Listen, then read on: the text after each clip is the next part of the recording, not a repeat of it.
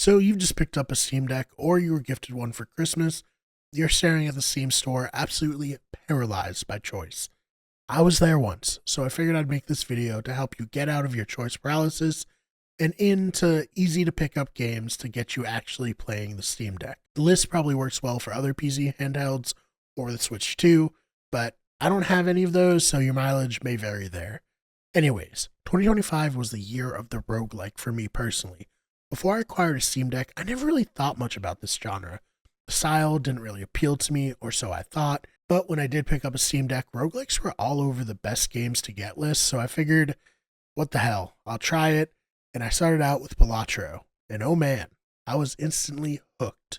Balatro is a roguelike deck building game using the rules of poker to score points in order to clear levels.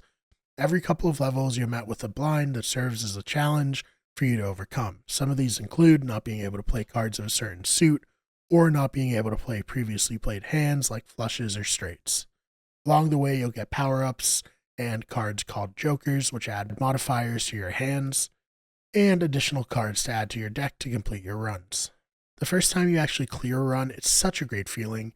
The game does a nice job of balancing the challenge with skill, and when you do finish a run, you actually feel like you accomplished something.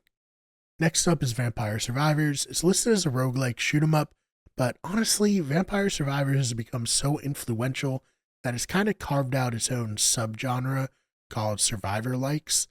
You pick a hero who has a certain ability and you try to survive as long as you can.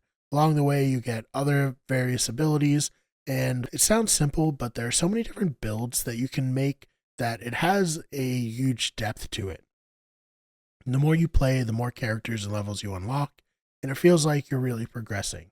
As with any game of the style, your game sense and skills will increase alongside the various unlockable characters, so what seemed impossible at first becomes routine. The best part about it is that it's $4.99 on Steam, and you'll get way more out of it than you'd expect for such a low price. If you do end up enjoying Vampire Survivors, then you should pick up Mega Bonk, because it is basically Vampire Survivors in 3D. That's what it bills itself as, and yeah, that's what it is. Like with Vampire Survivors, you're tasked with surviving endless waves of enemies until you reach a specific time limit in order to clear a level. This one really took the world by storm earlier this year, and it's easy to see why. The developer is a mysterious figure who has mastered the art of marketing to the chronically online demographic. You know, like myself.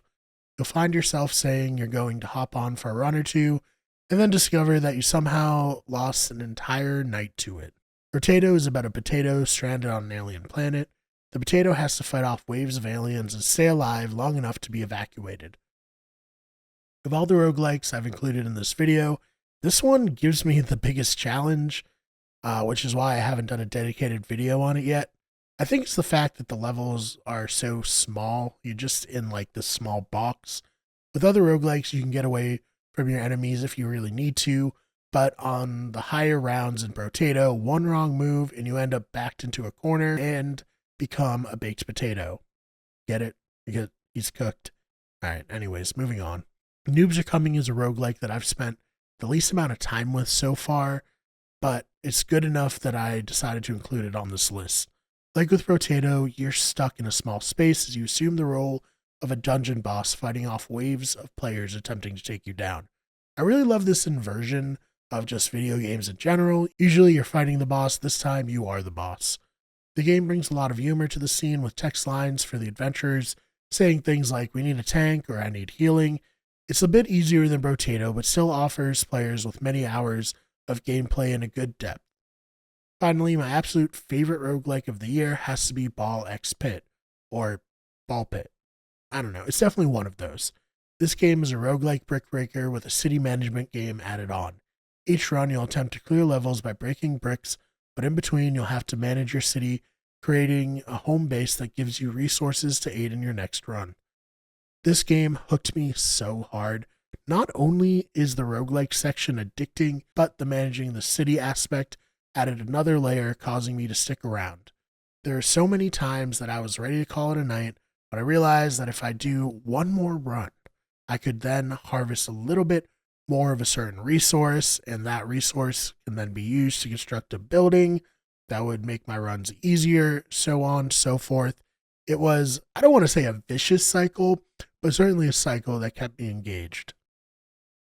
And really, I can't recommend this one enough.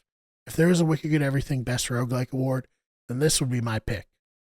Okay, it's my channel. This is the Wicked Good Everything Best Roguelike for 2025. Seriously, check it out. You won't be disappointed. So those are my suggestions, but this genre is exploding, so I'm sure there are so many quality roguelikes out there that I didn't mention. If there are any that you liked, please let me know in the comments. And if you do try out any of the ones I listed, let me know what you think. Thank you so much for checking out this video. If you enjoyed it, we have new videos coming out every single week. Check out our other channels, which include Those Fake Nerds for nerd and pop culture news, Wicked Sports for sports news, Better Radio for all of our podcasts, and our newest channel, History is Wicked, which has stories of cryptids, urban legends, and weird history stories. Again, thank you so much for checking this one out, and I will see you in the next one.